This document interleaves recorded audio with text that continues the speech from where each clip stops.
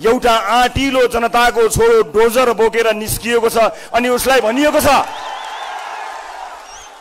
कानुनका छिद्राहरू भित्र छिरेर न्यायालयसम्म पहुँच भएका मान्छेहरूले 2 मिनेट मात्र समय पाएछन् भने अदालत पुगेर त्यो व्यथितिलाई निरन्तरता दिनेछन्। त्यो बुझेको छोरो डोजर लिएर यसै निस्किएको छैन। हो अहिले कतिपय मानिसहरूले आफ्नो देशमा आफ्नो समाजमा नायकहरू खोजिरहेका छन् अनि एकचोटि जोरदार तालीले सभापति रवि लामिछानेज्यूलाई हार्दिक स्वागत गरौँ।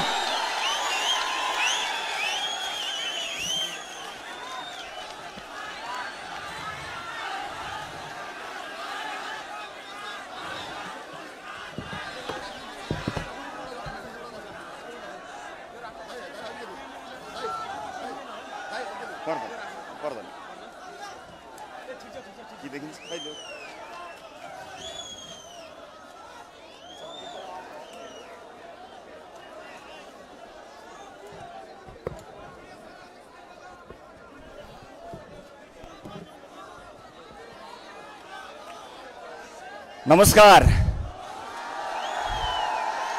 यहाँ उपस्थित सम्पूर्ण आमा बुवा दाजुभाइ दिदीबहिनीहरूलाई म राष्ट्रिय स्वतन्त्र पार्टीको तर्फबाट हार्दिक स्वागत तथा अभिवादन टक्राउन चाहन्छु।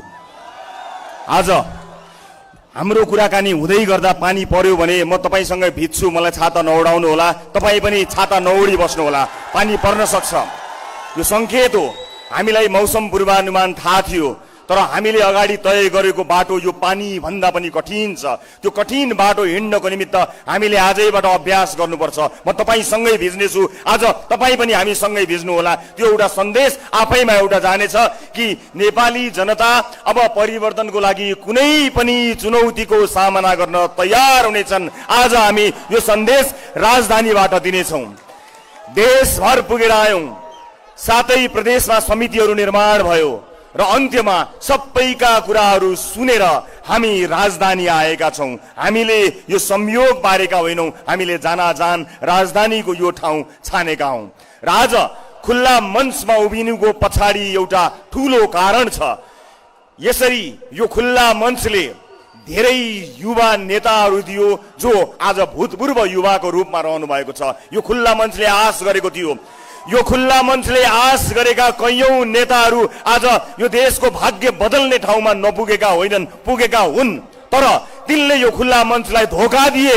त्यो खुल्ला मञ्चलाई दिएको धोका वर्षौं पछि ठिक गर्नको निमित्त, त्यो हिसाब मिलाउनको निमित्त हामी देशभरबाट खुल्ला मञ्चमा आएका छौं। त्यो हिसाब मिलाउनको निमित्त उपस्थित आमा बुवा दाजुभाइ दिदीबहिनीहरू, यो खुल्ला मञ्चबाट आएका नेताहरूले यो देशमा ठूलो परिवर्तन दिनुभएको छ। हो, आजका दिनमा आफैले ल्याएको परिवर्तनको रगत पसिना आफैले चुस्नु भएर मात्रै हो, तर धन्यवादको पात्र पनि उहाँहरू हुनुहुन्छ।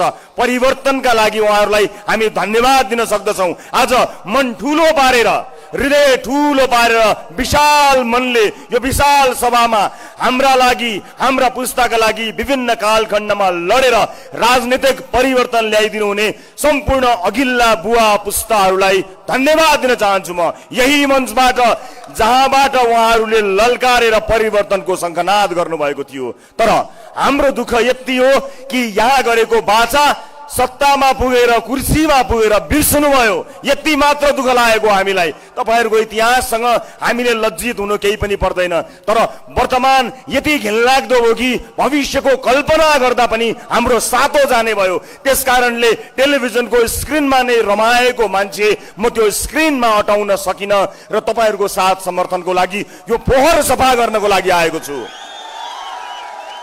उपस्थित आदरणीय आमा बुवा दाजुभाइ दिदीबहिनीहरू, टुडी खेल र मेरो एउटा गजबको सम्बन्ध छ। टुडी खेल र मेरो एउटा गजबको सम्बन्ध छ। विवाद र चर्चा दुईटै दिएको छ मलाई टुडी खेलले। मैले लाज नपचेका नकचराहरूलाई भनेको थिएँ। मैले लाज नपचेकाहरूलाई भनेको, तर लाज नपचेकाहरूले आफ्नो लाज अझै पनि नपचाई बेथितिलाई निरन्तरता प्रदान गरे। मैले मैले लाज नपचेको भनेर यसै भनेको होइन। टेलिभिजनमा सभ्य शिष्ट मिठो कर्णप्रिय आवाज र 2-4 शब्द नजानेको मान्छे म होइन, त्यति ठुलो विद्वान त होइन, तर मिठा चिल्ला कुरा गरेर दङ्ग पार्न नजान्ने पनि होइन। तर जब जनता कोभिडको महामारीमा मरिरहेका थिए त्यति बेला जनता बचाउने औषधिमा पनि कमिसन खाएपछि म बाध्य भएर भन्न बाध्य भएको छु हो टुडी खेलका विषयमा मैले त्यही भनेको हुँ। अब टुडी खेलका विषयमा टेलिभिजनबाट भनेको त्यो किकलाई मैले अब भोटमा बदल्ने निर्णय गरेको छु। त्यो किक भनेको मङ्सिर 4 मा तपाईले खसाल्ने मत हो, त्यसैलाई अब म किकमा परिणत गरेर आफ्नो त्यो भनाई सच्याउन यहाँ टुडी खेलमा खुला मञ्चमा उभिएको छु कि अब लाज नपचेका नकचराहरूलाई एक जनालाई आउने मङ्सिर 4 गते मतदान मार्फत विदा गर्नुपर्ने भएको छ। आज बाको मुख हेर्ने दिन। मलाई धेरैले भन्नुहुन्छ अघिल्ला पुस्तालाई गाली गरेर मात्र हुन्छ, आफ्ना कुराहरू गर न, आफ्ना भिजन ल्याउ न, गर्न के खोजेको त्यो भन न, के हो तिमीहरूको राजनीतिक एजेन्डा, के राजनीति गर्न खोजेको त्यो भन न, राजनीति सिक न भनेर मलाई धेरैले भन्नुहुन्छ। म भन्छु म राजनीति सिक्दिन, मलाई यो राजनीति सिक्नु नै छैन। पानी झमझम परेको बेलामा पिच गरिरहेको छ, सरकारका निकायहरू आँखा बन्द गरेका छन्। पानी पर्दा पिच गर्नुहुन्न भन्ने कुरा जान्नका लागि राजनीति जान्नु पर्दैन। म त्यो राजनीति सिक्दिन, मलाई त्यो राजनीति सिक्नु छैन। आज देशका अस्पतालहरूको सुधार गर्नु पर्यो भने कोही अगाडि बढ्दैन, तर उपकरण किन्नु पर्यो भने सबै अगाडि बढ्छन्। एक मान्छेलाई थाहा छ कि यो देशलाई कंगाल एक ककसले गरेका छन्। थाहा पाउँदा पाउँदै पनि कोही पनि बोल्दैन, कोही चुक्क बोल्दैन। बाहरू भएका छन्, बाहरूलाई सम्मान गर्ने मान्छेहरू छन्, बाहरू अगाडि बढ्दैनन्। तर अब समय परिवर्तन भएको छ। म सबै बाहरूलाई आज बाको मुख हेर्ने दिनमा ससम्मान एउटा सन्देश दिन चाहन्छु। पछाडि बा भएका 3 बा, केपी बा, देउबा, नानिका बा, पछाडि बा भएकाहरूलाई ससम्मान विदा गरौं, किनकि अगाडि बा भएकाहरू डोजर लिएर निस्किसके।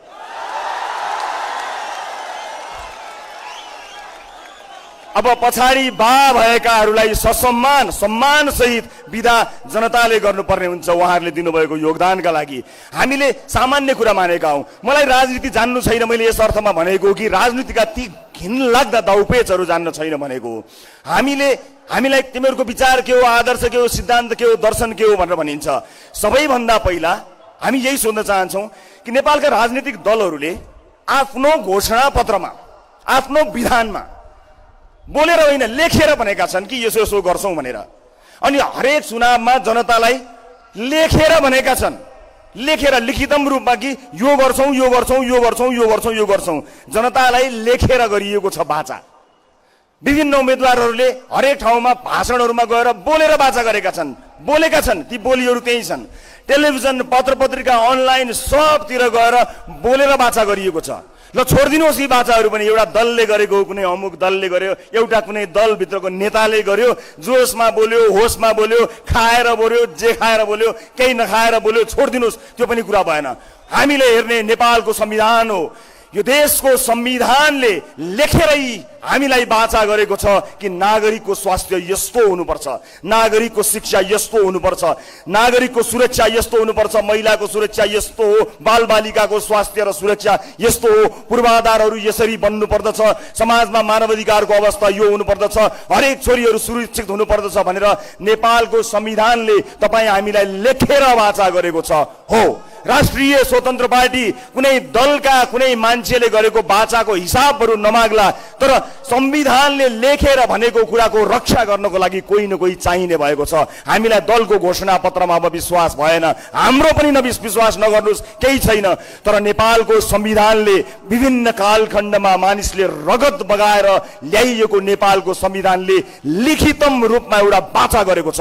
हो, त्यही वाचा पूरा गर्न जान्दछौं भनेर हामी राजनीतिमा आएका हौं। अरू राजनीति नजाने पनि त्यति वाचा पूरा गर्नका लागि हामी राजनीतिमा आएका छौं र मलाई विश्वास छ हामी यो राजनीतिक यात्रामा राजनीति नजान्दा नजान्दै जनसरोकारका विषयहरूलाई साथ लिएर अगाडि जानेछौं। अब यहाँ के राजनीति सिकौँ हामीले, जहाँ शहरमा एउटा सडकमा बत्ती बलेको चिज राष्ट्रिय समाचार बन्छ। हामी त्यति दरिद्र भयौं।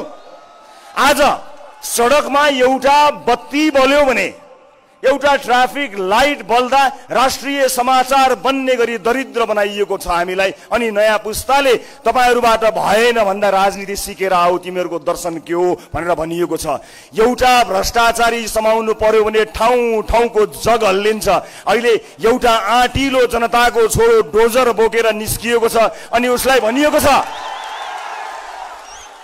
कानूनका छिद्रहरूभित्र छिरेर न्यायालयसम्म पहुँच भएका मान्छेहरूले 2 मिनेट मात्र समय पाएछन् भने अदालत पुगेर त्यो व्यतिथिलाई निरन्तरता दिनेछन्। त्यो बुझेको छोरो डोजर लिएर यसै निस्किएको छैन। हो अहिले कतिपय मानिसहरूले आफ्नो देशमा, आफ्नो समाजमा नायकहरू खोजिरहेका छन् अनि धेरैले नायक भन्ने चलचित्र हेरेको हुनाले अहिले भएको क्रियाकलापलाई तिनै नायकका अनिल कपुरसँग पनि तुलना गरिरहेका छन्। हो, त्यस्तै थियो। तर अनिल कपुर त देखिएको थियो, अनिल कपुर सँगै मलाई लागिरहेको थियो अमरीश पुरी चाहिँ को होला। अब त अमरीश पुरीहरू पनि देखिन थालेका छन्। यस अर्थमा यो एउटा संकेत हो कि यदि राजनीतिक दलभित्र आफ्ना मान्छेलाई पोस्नु छैन भने, एउटा इमानदार मान्छे कार्यकारी भयो भने त्यसले धेरै परिवर्तन गर्न सक्छ। त्यो जनाउका लागि मैले यो उदाहरण दिनु परेको हो, सिनेमाको उदाहरण। यसलाई बौद्धिक वर्गले अति असाध्यै सानो, त्यति धेरै महत्त्वको रूपमा नलेला। तर म चाहिँ आम मान्छेले बुझ्ने गरी कुरा गर्ने मेरो बानी नै भएको हुनाले ती कुराहरू गर्न चाहन्न जुन आम सर्वसाधारणले बुझ्दैनन्। तपाईले बुझ्ने भाषा बोल्दै टेलिभिजनबाट राजनीतिमा आएको हुनाले तपाईले बुझ्ने भाषामा नै बुझाउन चाहन्छु। हामीले राजनीति कुन अर्थमा अगाडि बढाउने भन्ने कुराको निधो गरिसकेका छौं।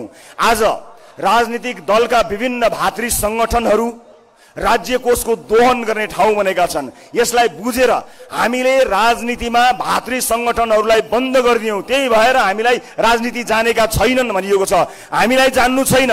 राज्यको ढुकुटी लुछेर लुटेर आफन्त र कार्यकर्तालाई पोस्ने राजनीति हामी बाँचुन्जेल गर्दैनौं, कहिले पनि गर्दैनौं। म यो बाचा यहाँहरु समक्ष गर्न चाहन्छु। आज विभिन्न दलका भातृ संगठनहरू खडा गरेर, विभिन्न ठाउँहरू खडा गरेर आफ्नो दलका दोस्रो, तेस्रो, चौथो, पाँचौं तहका नेताहरूलाई व्यवस्थापन गर्नको निमित्त मात्रै राजनीतिक दल खोलिएको छ। त्यो पैसा ती सम्पूर्ण कार्यकर्ताहरूलाई पाल्ने, जागिर दिने त्यो पैसा कहाँबाट आउँछ?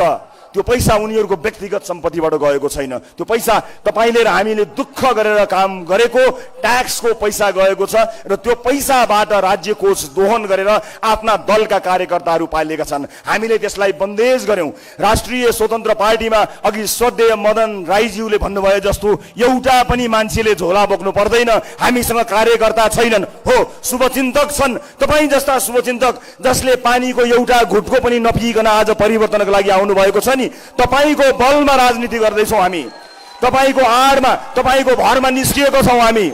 न बसका बस पठाएर तपाईलाई ल्याउने र पुर्याउने व्यवस्था गर्न सक्छौं, न मासु दिन सक्छौं, न चिउरा दिन सक्छौं, न रक्सी दिन सक्छौं। तर हुर्कतै गरेका तपाईका ससाना छोराछोरीहरूको लागि सानो र सुनौलो भविष्य दिन सक्छौं। यति चाहिँ म बाचा गर्न सक्छु। यति भए पुग्छ भने आउनुहोस् हामी सँगसँगै यात्रा गरौं। यो यात्रामा तपाई हामीलाई साथ दिनु होला। मलाई त धेरै गाह्रो छ। टेलिभिजनमा काम गरिरहँदा हरेक दलका व्यतिथि र गलत क्रियाकलाप गर्ने नेतृत्वलाई खबरदारी गरेको छु। मेरो आफ्नो भन्नु कोही पनि छैन। पार्टी भित्र पनि परिवारवादलाई बन्देज गरिएको छ। आफ्नो भन्नु कोही पनि बोकेको छैन। आज नेपालको मूलधार संचार माध्यमले पनि मलाई कहिले पनि आफ्नो मानेको छैन। त्यसको मेरो आफ्नै दुःखहरू छन्। त्यो दुःख कुनै दिन कुनै चौतारीमा बिसाउला। यति हो कि यो क्षेत्रको श्रीवृद्धिका लागि संसारमै सबैभन्दा लामो टक शो सञ्चालन गरेर विश्व कीर्तिमान राखेर आफ्नो देशको नाम र भगवान गौतम बुद्धको नाम राख्ने अवसर पाएको थिएँ। तर मलाई मेरो क्षेत्रले कहिले पनि त्यसको अलिकति मलाई हक लाग्ने जति पनि माया दिन सक्दैन। अवसर पायो भने मलाई अपमानित गर्न, अवहेलित गर्न खाँदा खाँदैको भात छोडेर पनि आउँछ। मेरो आफ्नो भन्नु धेरै कोही छ भने तपाईहरु मात्रै हो। किनभने हरेक दलभित्र त्यस दलभित्रका व्यथिति र विसङ्गतिभित्र बोलेको हुनाले हत्तपत्त म रुचाइने मान्छेमा पर्दिन। कुनै न कुनै दल र कुनै न कुनै नेताको तारो बनेको छु। आफ्नै क्षेत्र सञ्चार क्षेत्रले पनि त्यति न्यानो माया गर्दैन। अब मसँग बाँकी रहेको साहस के थियो र? राजनीतिमा आउनुभन्दा अगाडि मैले धेरै सोचेँ, धेरै विचार गरेँ। मैले कसलाई राखेको छु र? हर क्षेत्रको व्यथितिका बारे कुराकानी गरेको छु। बाटाहरू कमजोर बने, किन यस्तो बाटो बनाएको भनेर कमजोर बाटो बनेको पिच हातैले उक्याएर देखाएको छु। ती मान्छेहरूले मलाई किन साथ दिन्छन् होला? तिनको परिवार आफन्त र कम्पनीले मलाई किन भोट हाल्छ होला? म सोचिरहन्छु। एउटा सुधार गृहमा नेपालीहरूलाई पिसाब चटाएर राखेका ठाउँहरूमा गएर उनीहरूलाई उद्धार गरेर आएको छु। तिनका मान्छेहरू आफन्तहरू कति सल्बलाएका होलान्, तिनले मलाई किन आफ्नो भन्ने होला, मेरो भन्नु को छ र भन्ने लागेको थियो। एउटी चेलीलाई यौन दुराचार गर्नको निमित्त कोठाभित्र राख्दा त्यो कोठा फोडेर जाँदा उनको आवाजलाई प्रतिनिधित्व गरेको थिएँ। त्यस्ता कयौं अधर्मीहरू छन्। ती अधर्मीहरूले पनि मलाई के माया गर्छन् होला र म कसको सहारामा कसले भोट दिन्छ भनेर चुनावमा जाने होला, मलाई बडो दोधार परेको थियो। तर आँट गरेर साहस गरेर तपाईहरूको भर परेर राजनीतिक दलमा आएको छु। मलाई आश तपाईको मात्रै छ, अरू कसैको पनि छैन। र मलाई आश भरोसा तपाईको मात्रै छ, अरू कसैको पनि छैन। र तपाईको आश र भरोसा भए मलाई कसैको आश भरोसा पनि चाहिँदैन। मात्र तपाईको साथ हौसला मिलिरहोस्। आज आम जनताबाट बाहिरिएर चुनावका माध्यमबाट र आफै तोडफोड भएर टुटेर फुटेर दलहरू टुक्रा टुक्रा भएर सानो भएका छन्। सानो भएका दलहरू एक्लै होइन, मिलेर चुनाव लड्नका लागि आएका छन्। हो, व्यथिति जोगाउनको निमित्त, देशमा अराजकता भयो भने न्याय जोगाउनको निमित्त, संविधानको रक्षाको निमित्त आवश्यकता पर्दछ। दलहरू मिल्नु पर्दछ, गठबन्धन हुनु पर्दछ। तर आम चुनावमा टुक्रा टाक्री परेका 5-5वटा दल, 6-6वटा दल मिलेर एक भएर त्यसरी जनतामा जानु भनेको ठगी हो। यस्तो ठगीलाई नेपाली जनताले अनुमोदन गर्न हुँदैन। एक्लै आउनुपर्छ राजनीतिक दल एक्लै आउनुपर्छ। 165 ठाउँमा अहिले हिसाब गरेको देखेको थिएँ मैले। उनीहरूको गठबन्धनकै दाबी नै जोड्दाखेरि 233 जना त उहाँहरूको पुग्नु भएछ। जबकि उहाँहरूलाई थाहा छ कति ठाउँमा जम्मा 165 चाहिन्छ भनेर। अब उस्तै पर्यो भने यी सबै दल मिलेर आफूलाई जति सिट चाहिने हो संशोधन गरेर त्यति नै सिट संसदमा बढाउन समेत सक्नेछन्। हामी होशियार हुनुपर्नेछ। उपस्थित आमाबुवा दाजुभाइ दिदीबहिनीहरू, हामीले चाहेको परिवर्तनका बारेमा हामीले बारम्बार भन्दै आइरहेका छौँ। विधिको शासन सबैभन्दा महत्त्वपूर्ण कुरा हुन्छ। आज हामीलाई राजनीति सिकेर आऊ भन्ने मान्छेहरूलाई म एउटा मात्र प्रश्न गर्न चाहन्छु। एउटा नेपाली नागरिकले आफ्नो नेसनल आइडी, राष्ट्रिय परिचय पत्र बनाउनको निमित्त रातभर कुन देशमा बस्नुपर्छ?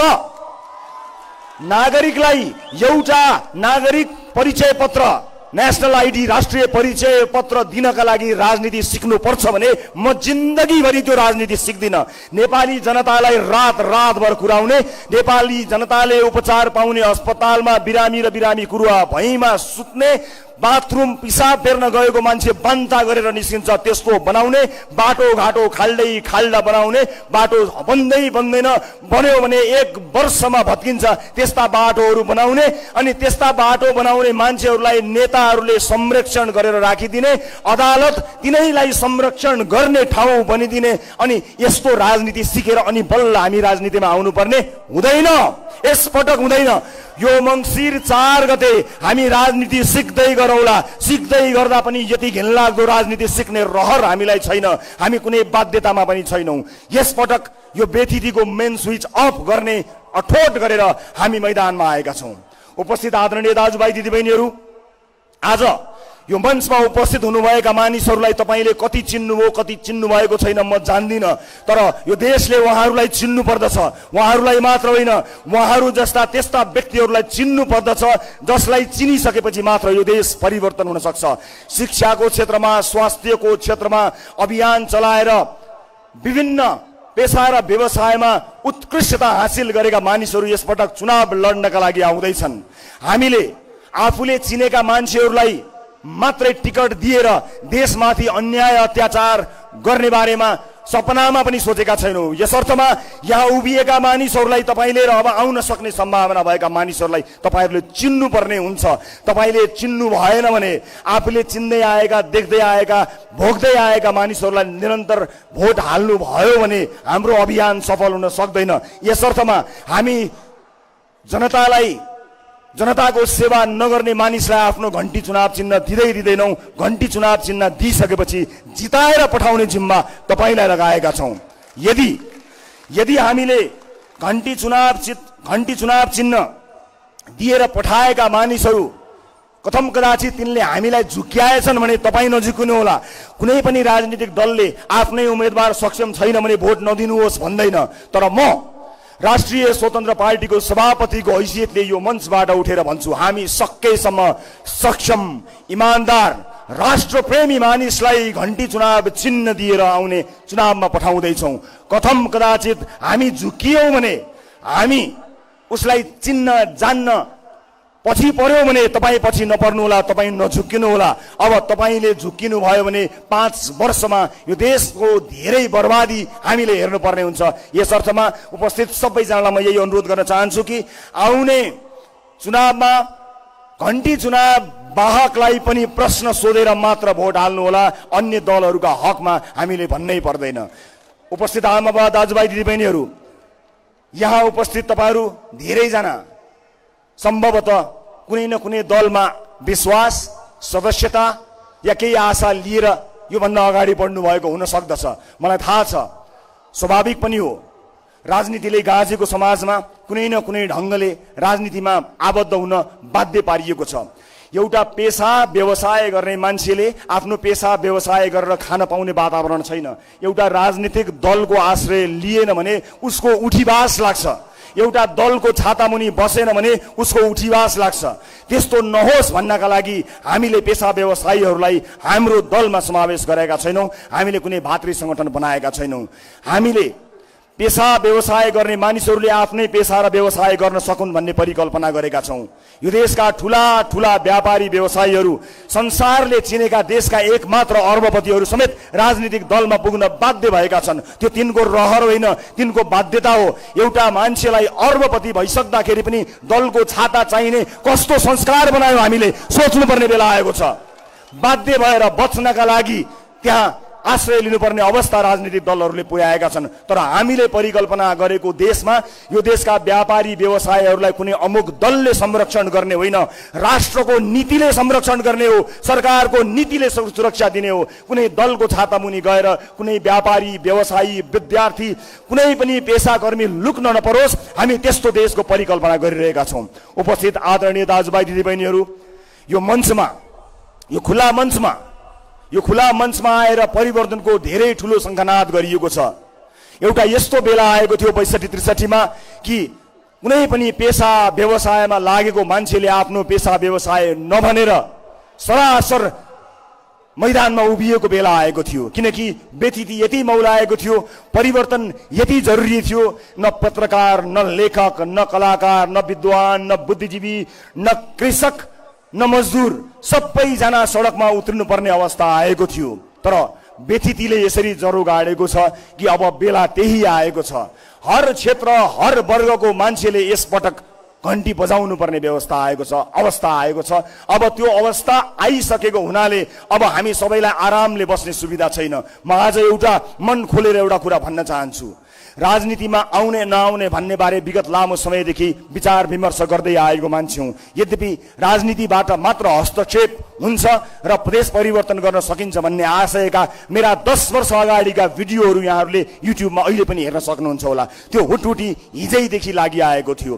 तर यस बीचमा धेरै मानिसहरूसँग मेरो चर्चा, धेरै मानिसहरूसँग मेरो कुराकानी, सरसल्लाह नभएको होइन। आज तपाईँले मिल्नुस्, जसरी पनि मिल्नुस् भन्ने मान्छेहरूसँग मैले एक पटक होइन, 2 पटक होइन, पटक पटक कसैसँग दर्जनौं पटक बैठक गरेको छु। तर बैठकको निष्कर्ष, मिटिङको निष्कर्ष भेटघाटको निष्कर्ष एउटै निस्किन्छ कि अर्को भेटघाट कहिले गर्ने। अब म त्यस्तो भेटघाटमा विश्वास राख्दिनँ।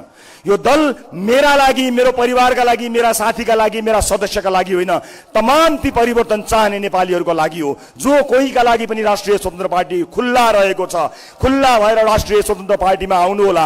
राष्ट्रिय स्वतन्त्र पार्टीको कुनै पनि नेताले कसैलाई पनि टिकट खल्तीबाट दिँदैन।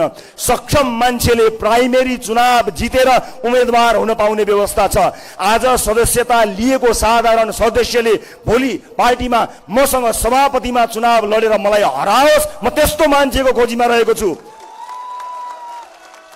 आफ्नो कार्यकाललाई 2 कार्यकाल भन्दा लम्ब्याउन नपर्ने व्यवस्था हामीले संविधान हाम्रो विधानमा बनाएका छौं।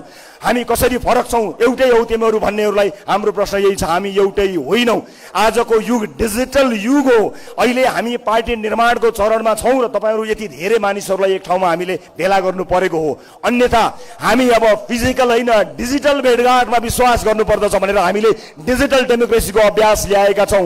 विभिन्न मुद्दाहरूमा आम सर्वसाधारणको भनाइ राख्नको निमित्त र केन्द्रीय समितिको निर्णयलाई साधारण सदस्यको बहुमतले उल्ट्याउन सक्ने गरी पार्टी भित्र नै हामीले आन्तरिक लोकतन्त्रको विकास गरेका छौं। परिवारवादलाई निषेध गरेका छौं। एउटै परिवारको 2 वा त्योभन्दा बढी सदस्य पार्टीको एउटै समितिमा बस्न नसक्ने बनाएका छौं। श्रीलङ्काले जनाउ घण्टी दिएपछि हामीले पनि हाम्रो पार्टीभित्र घण्टी बजाउनु पर्छ भनेर यस्ता प्रावधान हामीले राखेका छौं।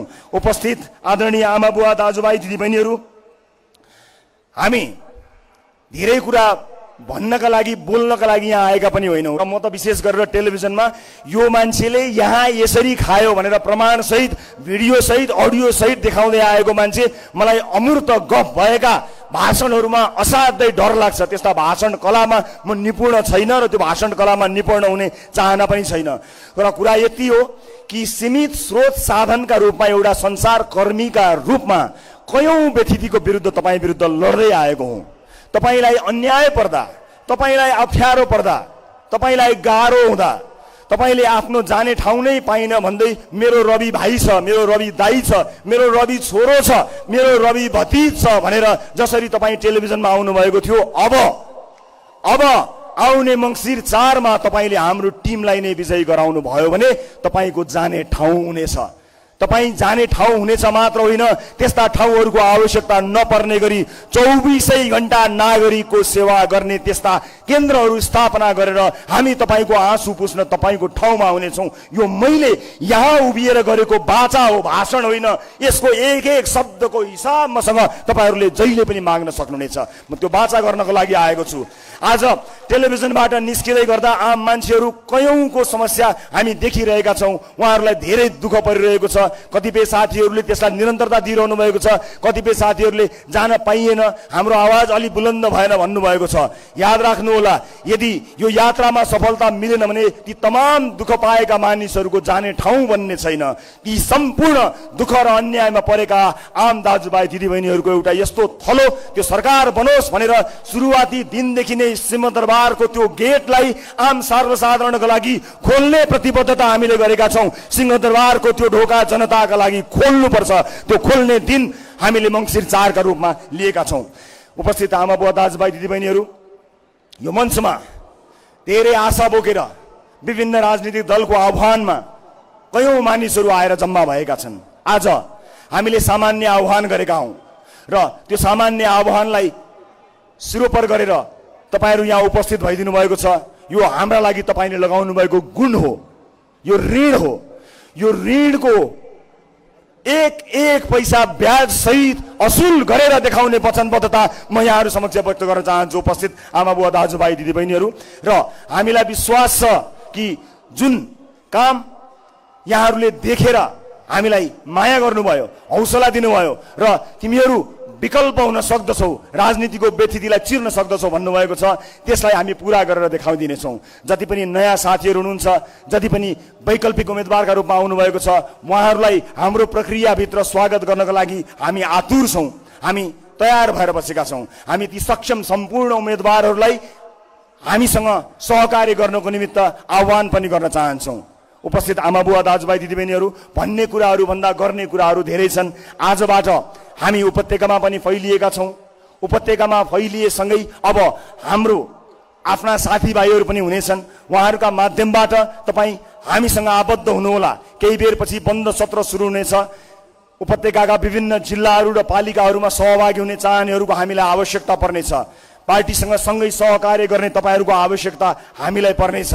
त्यससँगै हामी एउटा यस्तो लोकतान्त्रिक पद्धतिबाट पार्टीलाई अगाडि बढाउन चाहन्छौँ, त्यसमा तपाईँहरूको सहभागिताको हामीले अपेक्षा गरेका छौँ। आज यहाँ आएर तपाईँहरूले बिना कुनै लोभ, बिना कुनै लालच उपस्थित भइदिएर एउटा ठुलो सन्देश दिनुभएको छ। यो सन्देश हाम्रा लागि ऊर्जा हो, आशीर्वाद हो। अनि विभिन्न ठाउँमा बसेर बाआमाहरूले हामीलाई त्यसै गरी माया र हौसला दिइरहनु भएको छ। संसारभरि रहनुभएका विभिन्न महानुभावहरूले हामीलाई त्यहीबाट विजयी भव भनेर पनि आशीर्वाद दिनुभएको छ। तपाईहरू सबैलाई हामी धन्यवाद दिन चाहन्छौँ। अब आउँदै गरेको निर्वाचनमा हामी कटिबद्ध भएर प्रतिबद्ध भएर अगाडि बढ्नुपर्ने भएको छ। स्थापित दलहरूले विभिन्न निर्वाचनमा विभिन्न कार्यहरू गरेका छन्। निर्वाचनहरूमा के हुने नहुने काम गर्नुपर्दछ भन्ने कुरा जानेका छन्। यस अर्थमा तपाईँहरूले खबरदारी गर्नुपर्ने छ। म यहाँहरू सबैलाई उपस्थितिका लागि धेरै धेरै धन्यवाद दिन चाहन्छु र आगामी दिनमा केही समयपछि चाँडै नै आफ्नो निर्वाचन क्षेत्र र आफ्नो टिमका निर्वाचन क्षेत्र सहित यहाँहरू समक्ष कुनै न कुनै माध्यमबाट जोडिनेछु। यो खुल्ला मञ्चमा बसेर यस अगाडि यहाँ गरिएका बाचाहरू अब पुरा गर्ने बाचा गर्नका लागि हामी उपस्थित भएका छौँ। नयाँ कुनै बाचा होइन, गरिएका बाचाहरूको खबरदारी गर्नको निमित्त आज यो खुल्ला मञ्चमा उपस्थित भएका छौँ। सम्पूर्ण महानुभावहरूलाई फेरि एकपटक हृदयदेखि धेरै धेरै धन्यवाद दिन चाहन्छु।